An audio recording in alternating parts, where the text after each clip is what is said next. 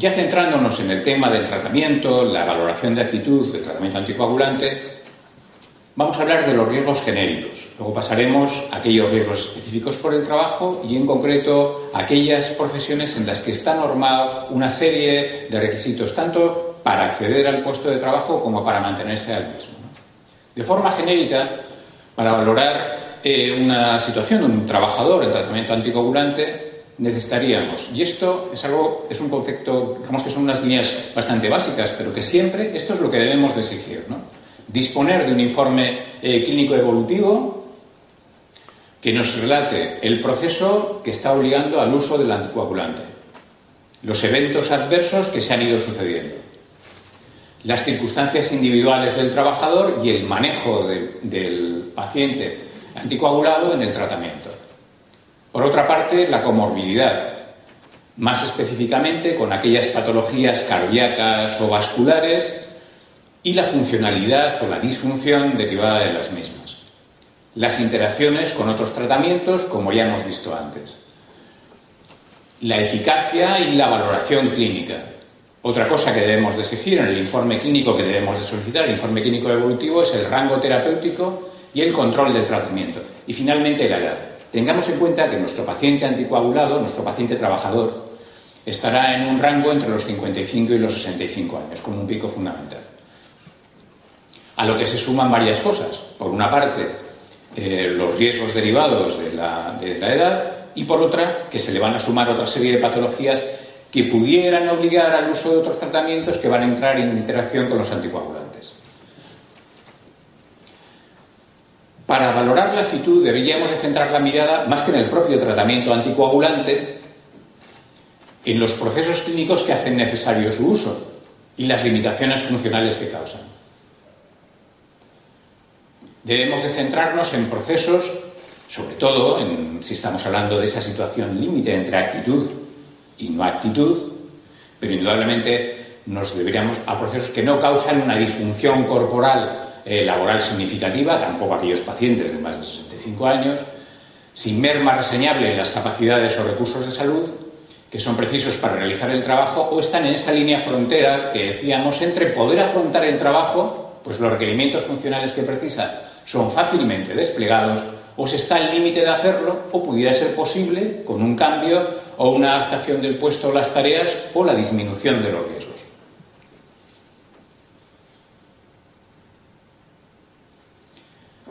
Si hablamos de actitud y trabajadores, hay un límite que conviene conocer. ¿Y cuál es? Aquel en donde ya no es posible la adaptación o el cambio, o hay que valorar el impedimento o la no aptitud para el trabajo, y por ende, si se está capacitado o incapacitado para el desempeño.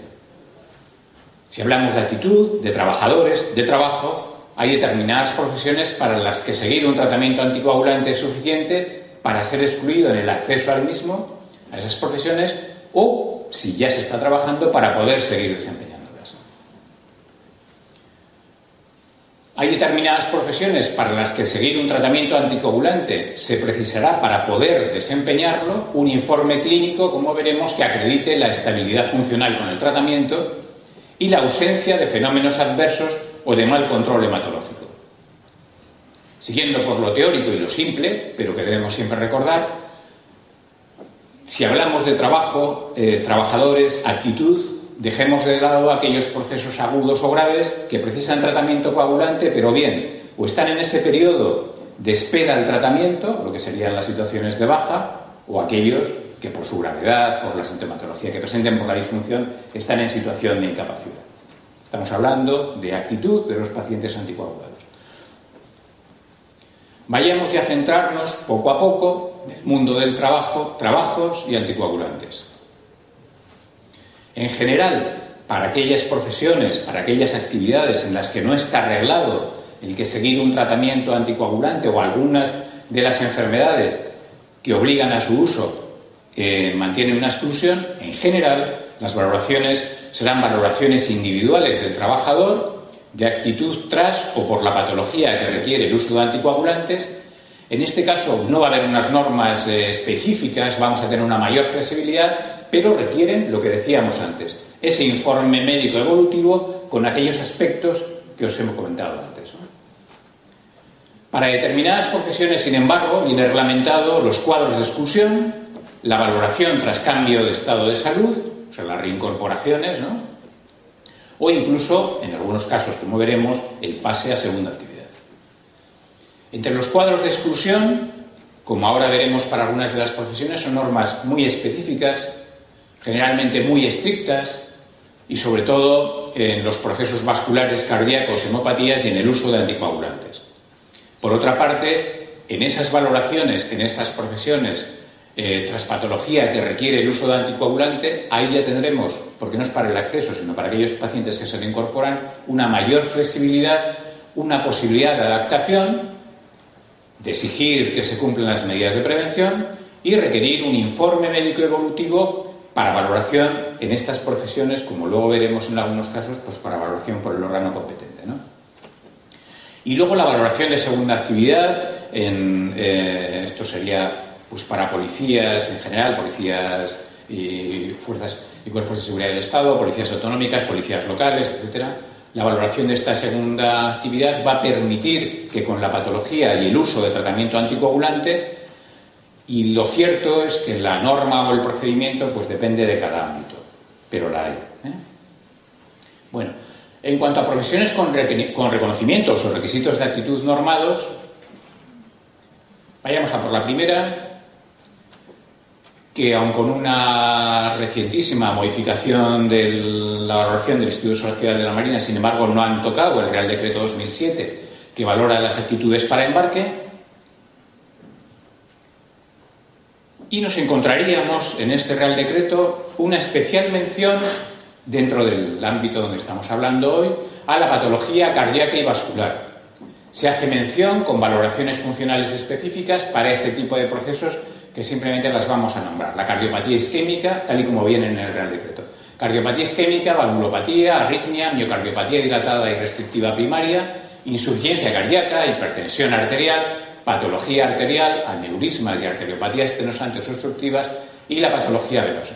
Para la patología cardíaca, el dintel entre tener actitud o no tener actitud para el embarque está en no estar por debajo del 50% de la fracción de eyección, y en cuanto a los MEDs, aquí hay una diferencia entre 5 y 7 para actividades con mayor exigencia o no, pero sería eso. Se puede mantener la actitud, pero siempre que en los MEDs arroquemos más de 5. Y luego la clasificación 2 de la NAIA, y se dice en este Real Decreto que excepcionalmente podrán ser actos con restricciones transcurridos 3 meses desde su implantación aquellos portadores de marcapasos bipolares con informe favorable del especialista, siempre que no existan otros problemas excluyentes asociados y no interfieran con los sistemas de navegación o comunicación marítima, no presenten taquiarritmias en el holter de 24 horas y no exista una dependencia total del marcapasos.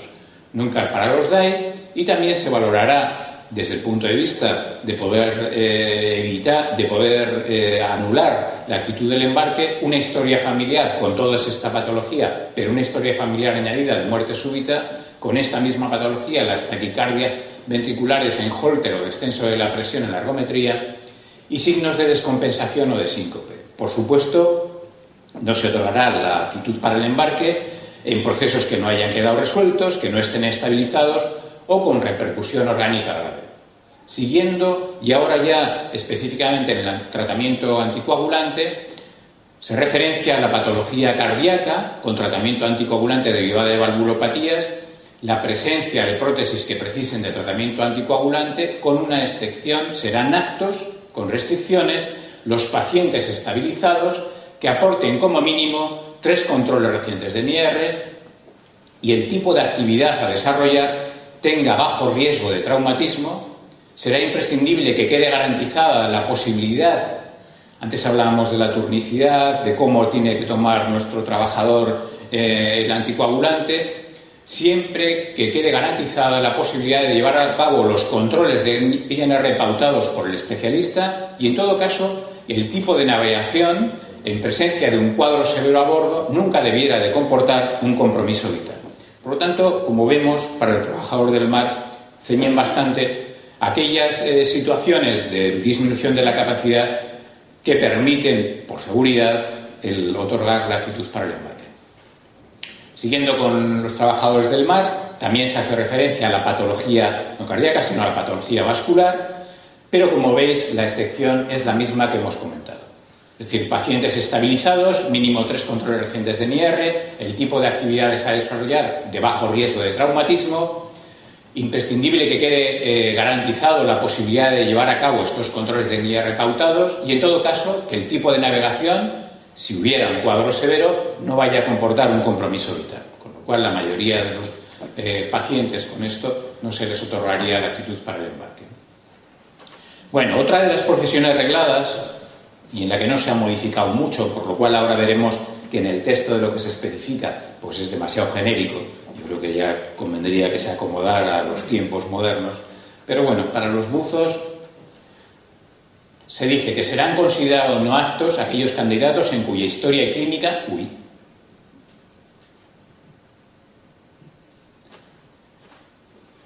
figure en cualquiera de las enfermedades siguientes. Cardiopatías en cualquier fase de compensación.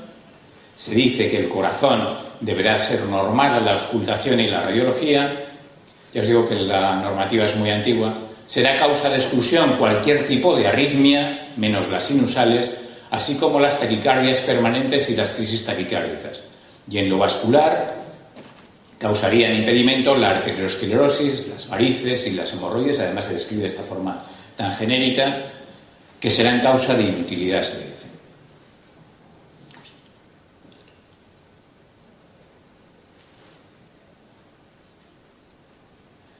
Vayamos a los conductores. A mí me gustaría hacer una distinción entre lo que es en el reglamento de tráfico la actitud para el conductor profesional y en el ámbito nuestro de la medicina laboral. Tenemos que tener en cuenta que hay conductores, lo que yo llamaría, para distinguirlo del otro, que es el conductor profesional y el conductor laboral. ¿Quién es el conductor laboral? Aquel que para el ejercicio de su trabajo, aunque no fuera lo que se reglamenta en tráfico, es decir, que no sea un taxista, un conductor de ambulancia, de camión, pero aquel que necesita para el cumplimiento de su trabajo el uso como herramienta del coche. Y aquí tenemos pues una variada gama, porque tenemos desde los comerciales para el desplazamiento hasta aquellas actividades, imaginaros el que va a nuestra casa para pintarnos la casa, que tiene que desplazarse con su herramienta en un coche. Bueno, el coche es una furgoneta. Vayamos al reglamento de tráfico y a estos conductores, tanto los profesionales como este conductor que yo denomino conductor laboral. Lo cierto es que en el ámbito de lo laboral, en el ámbito de la valoración de la actitud laboral, se dan una serie de controversias, algunas un tanto pintorescas, como veremos, ¿no? Porque lo cierto, aquí como estábamos antes, capacidad y actitud pues serían lo mismo, pero no incapacidad, que es una doble negación, es decir, capacidad y no acto laboral pueden darse con esta controversia. Primero, es posible que haya tenido un proceso que termine en la no incapacidad, vuelve al trabajo y nos encontramos con un reconocimiento de no actitud. ¿Y cómo lo solventamos, no? Paréntesis, ¿cómo lo solventamos? Cambiando la norma que en este momento tenemos, donde estamos en compartimentos estancos entre lo que es la valoración de la capacidad laboral, cito esta situación de las bajas y las incapacidades, y el mundo del trabajo, que parecen como dos mundos distintos, cuando el trabajador es el mismo. Bueno, otra situación controvertida, no incapacidad, y sin embargo no acto en tráfico. Puede darse. Otra, que esta es súper chocante, pero que existe, que lo sepáis. Alguien a quien se le da la incapacidad, incluso un conductor profesional, imaginar a alguien, un trabajador, un taxista, un camionero, que la Seguridad Social le da la incapacidad y sin embargo, mantiene los reconocimientos de actitud en tráfico. Cosas que pasan, pero pasan. También luego esta situación difícil, ¿no?, entre la discapacidad y la capacidad laboral, ¿no? Luego la discapacidad y el acto en tráfico, procurando también en este terreno, como decimos, el que alguien pueda usar un vehículo siempre que tenga las adaptaciones, procurando que de alguna forma todos seamos útiles de acuerdo con las disminuciones que podamos tener. No conciencia de enfermedad, cosa que a veces estamos bastante habituados desde el mundo de vista laboral, Es decir, ese paciente que no es consciente de la patología que tiene, generalmente son patologías psiquiátricas, que no sigue el tratamiento, que no sigue las recomendaciones y, sin embargo, pues usa su coche, su furgoneta, su camión. Todavía peor, y bueno, yo creo que hubo episodios el año pasado suficientemente sangrantes, ¿no? Cuando el paciente, tomando determinadas sustancias, pues encima conduce su vehículo, ¿no? Además de la patología que tiene, ¿no? Y la situación de no incapacidad, pero que suponga un riesgo para sí o para otros. Bueno, pasando de estas situaciones controvertidas, que ya os digo que son complicadas, vayamos al reglamento de conductores y el tratamiento con anticoagulantes. Se dice expresamente en la normativa que los conductores del grupo 1, los denominados conductores no profesionales, y los del grupo 2 profesionales, se hace especial mención al tratamiento anticoagulante y se dice que deberán de aportar siempre informe médico evolutivo sobre su situación. En cuanto a los criterios de actitud, para el grupo 1, el grupo de los no profesionales, en principio, no se admiten aquellos casos en que se haya producido descompensaciones en el último año que hubieran requerido de transfusión de plasma. Y para el grupo 2, se dice en principio, no se admiten descompensaciones, pero sin embargo hay un capítulo destinado a las adaptaciones, restricciones y otras limitaciones. Para el grupo de conductores no profesionales, se dice que podrán aportar un informe del hematólogo o del cardiólogo, así se dice en la norma, para obtener o prorrogar el permiso, siempre con una vigencia máxima de 2 años. Y para el grupo de conductores profesionales, más restrictivo, se dice que deberán de aportar un informe favorable, un informe que especifique que hay una evolución favorable del hematólogo, del cardiólogo, del médico responsable del tratamiento, para obtener y prorrogar este permiso con una vigencia de tan solo 1 año como máximo, y se dice que no se permitirán los casos en los que se hayan producido descompensaciones que hubieran obligado a esa transfusión de plasma en los últimos 3 meses. De este grupo de profesionales, de conductores profesionales, como vemos, no se le conoce la actitud en aquellos que hayan sufrido descompensaciones o transfusiones de plasma. Bueno. La Dirección General de Tráfico hace unas consideraciones genéricas para el conductor que siga tratamiento anticoagulante que conviene conocer. Eso son consideraciones, no aparece en la norma, pero son unas consideraciones de la Dirección General de Tráfico. La verdad que algunas de ellas son para pacientes, es decir, son de uso bastante de sentido común, ¿no? Pues recordar llevar una vida estable, que favorezca un control adecuado del tratamiento anticoagulante. Si por su trabajo esto fuera difícil, procure tener horarios y una alimentación lo más equilibrada posible. Ante las descompensaciones severas y NR menos de 1,5, mayores de 6, su riesgo de proceso trombótico o hemorrágico respectivamente aumenta de forma relevante. Debiera en ese caso evitar la conducción. Si tiene datos de sangrado espontáneo, ponerse en conocimiento del médico que le controle, tener en cuenta los consejos que siempre el médico le dé y un respeto a las pautas de tratamiento. Mantener una conducción no mayor de 2 horas seguidas, se dice como recomendación, ¿no? Y ya digo que como recomendación, o sea, no como negación de la actitud, ¿no? Y los conductores no profesionales sometidos a tratamiento anticoagulante deben de aportar, como decíamos, informe médico para ver cuál ha sido su evolución. Por otra parte, el reglamento de tráfico sí que hace una mención muy expresa, muy prolija, muy específica para este tipo de patologías que simplemente la reseño, que serían la insuficiencia cardíaca. Bien apunto aquí que no se admiten descompensaciones ni fracciones de eyección por debajo del 45%, ni arritmias o síncopes en esta situación de insuficiencia cardíaca.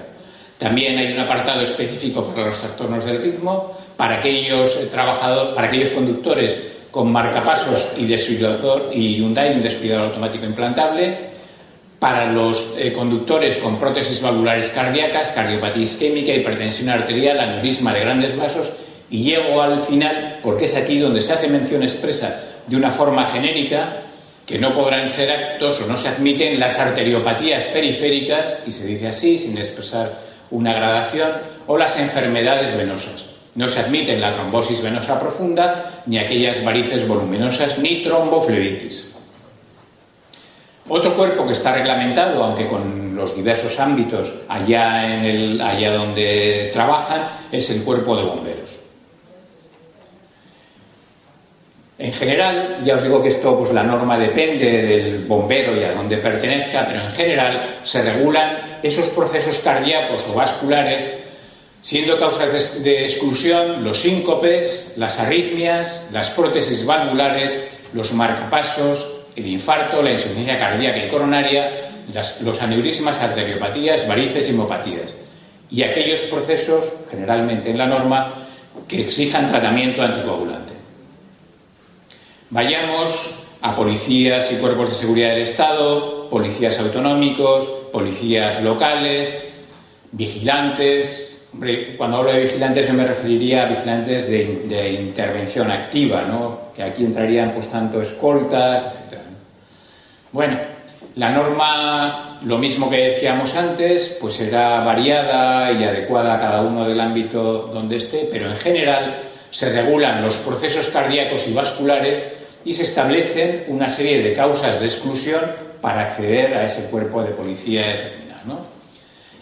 Una valoración especial para el acceso que, como veis ahí, reúne la misma expresión de esos procesos con cardiopatías isquémicas, síncopes, insuficiencia cardíaca, arritmias de tipo de fibrilación auricular, taquicardia supraventricular paroxística o arritmias ventriculares, valvulopatías, hipertensos, arteriopatías periféricas sintomáticas, enfermedad tromboembólica mientras requiera tratamiento y el aneurisma de aorta.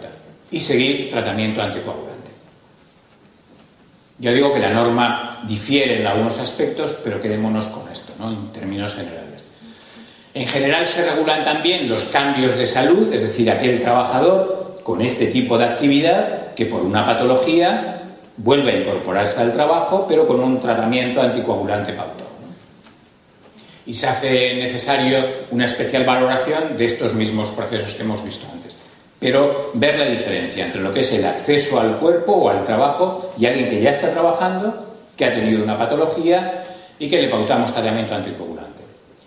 En los supuestos de las policías están generalmente reglamentados el acceso a segunda actividad, dependiendo del órgano valorador o el tribunal específico. Vayamos a otro cuerpo que tiene una reglamentación muy concreta.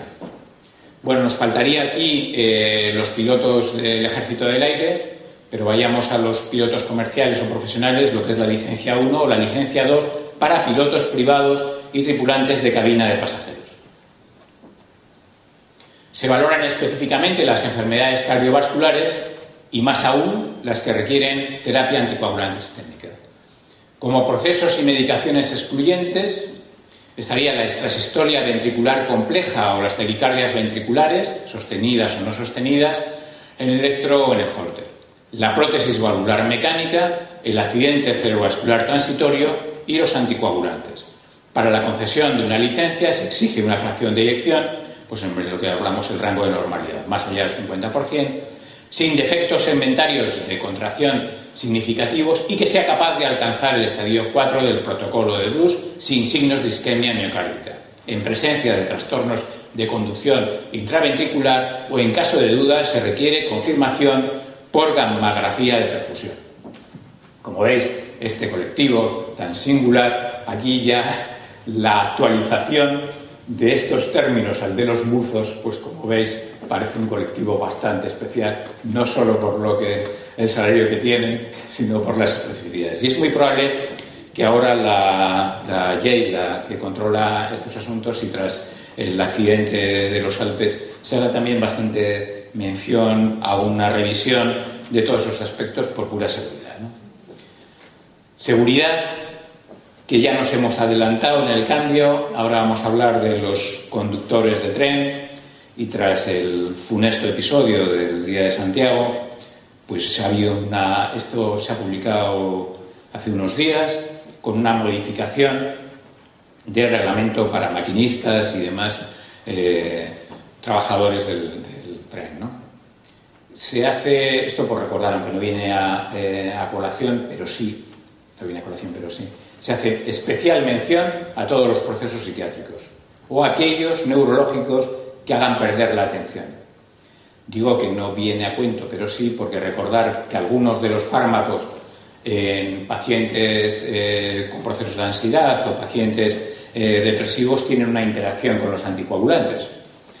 Y vayamos expresamente a aquellos aspectos de lo que nos trae aquí, que serían aquella patología cardiovascular, y nos dicen que para el maquinista de tren se dice que no deberán de padecer cardiopatías, ni vasculopatías descompensadas, ni miocardiopatías isquémica en cualquiera de sus formas. En todo caso, cualquier afección que pudiera interferir en el ejercicio seguro de las tareas de maquinista deberá de aportar un informe del especialista en cardiología. No padecer alteraciones del ritmo cardíaco sintomáticas y, en todo caso, cualquier afección que pudiera interferir en el ejercicio seguro de sus tareas deberá aportar informe para ello del cardiólogo. Y cifras de tensión que nunca debieran de superar la sistólica de 140 y la diastólica de 90. No padecer trombosis, embolias, ni trastornos isquémicos periféricos de grado 2 o superior del grado Fontaine. No permitido el uso de marcapasos, en general, ni cardioversores implantados.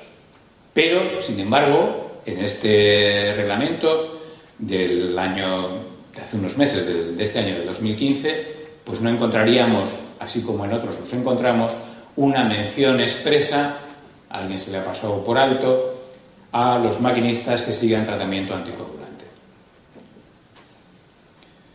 Bueno, ahora dejamos estas profesiones que tienen una reglamentación específica. Yo luego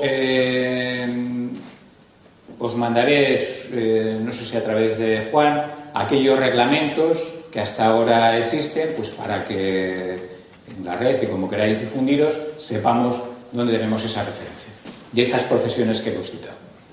Sin embargo, todos sabemos, y ahí entramos ya en asuntos mucho más complejos, donde son profesiones con riesgo para su salud o para la de otros, y ahí tendríamos pues los trabajadores en altura, algo que ya hemos citado anteriormente, el personal sanitario.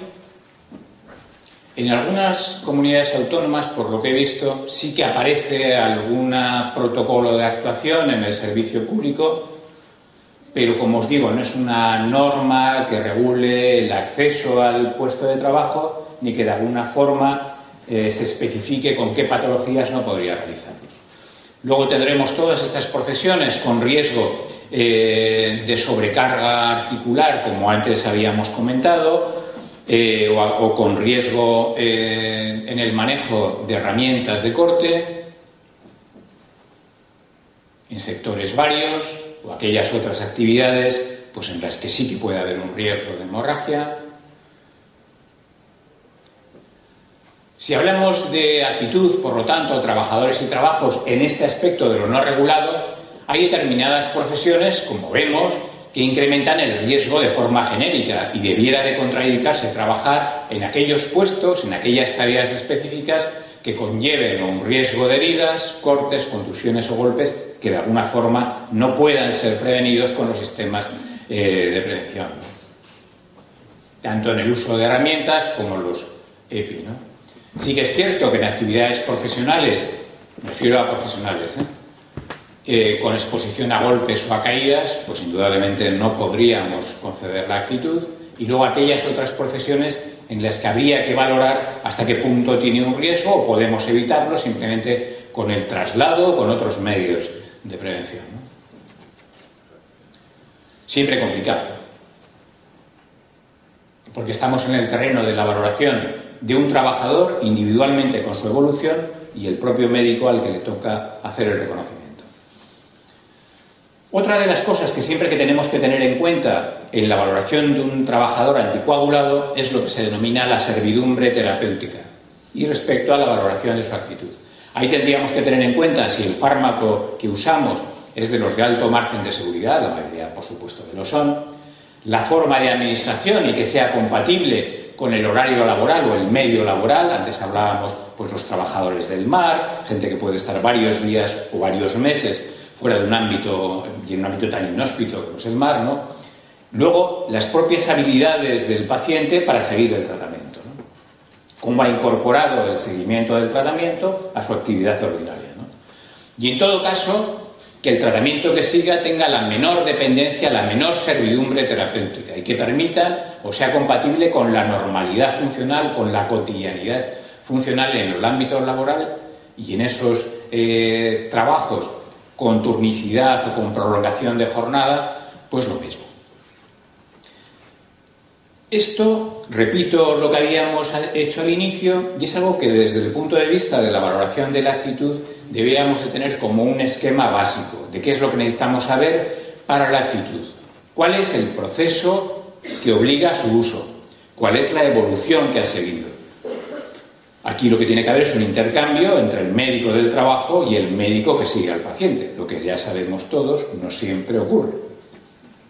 Una valoración funcional de esas limitaciones derivadas del proceso que obliga al uso de anticoagulantes.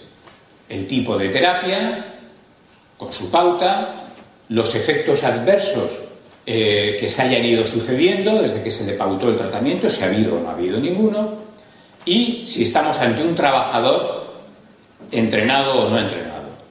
Realizaremos la valoración de la actitud poniendo, como siempre, en equiparación los recursos de salud del trabajador y las demandas del trabajo, ¿no? Más estos riesgos derivados del tratamiento anticoagulante. Insistir en la valoración de la actitud, más importante que el propio tratamiento anticoagulante, es la patología que obliga a su uso y luego recordar estas especificidades para algunos trabajos y la grandísima dificultad que tenemos en esas situaciones límite. Por otra parte, y en el mundo de lo laboral, recordar con un breve repaso aquellos agentes químicos presentes en el trabajo que bien sean causantes de patología o más aún cuando, como estos que citamos, de sustancias anticoagulantes como el fósforo blanco, los salicilatos en la industria farmacéutica o la industria farmacéutica en la fabricación de productos anticoagulantes, pues indudablemente van a interferir con la propia pauta que el paciente, que el trabajador sigue. Recordar que estos agentes químicos van a producir anemia, y me refiero a plomo, antimonio, benceno, aminas y hidracinas, óxidos de nitrógeno, nitroderivados de los hidrocarburos aromáticos, nitro-dinitrobenceno, el dinitro-trinitrotolueno, los ésteres orgánicos y sus derivados halogenados, los éteres de glicol, el naftaleno, fluorocarbonados, hidrocarburos clorados y los nitratos.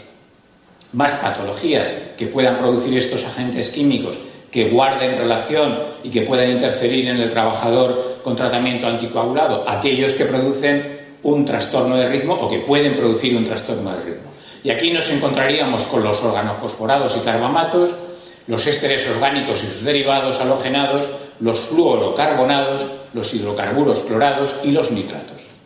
También es cierto, y por aquella afectación hepática que puedan provocar a su vez una alteración de los factores de coagulación, recordar que los organoclorados y organofosforados, los nitroderivados alofáticos, los nitroalcanos, los derivados nitrados y los fenoles pueden producir afectación hepática.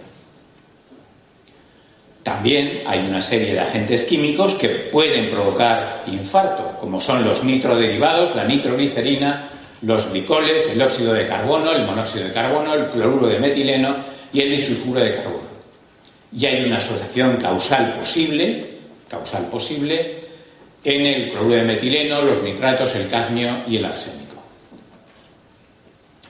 Bueno, como vemos en todo este relato, pues mantenemos una situación a veces al filo de lo imposible, porque estamos, cuando no tenemos una reglamentación específica, entre el límite de hasta cuándo podemos permitir que el trabajador esté desempeñando una tarea y hasta cuándo llegamos al límite, lo que puede provocar es un deterioro de su salud.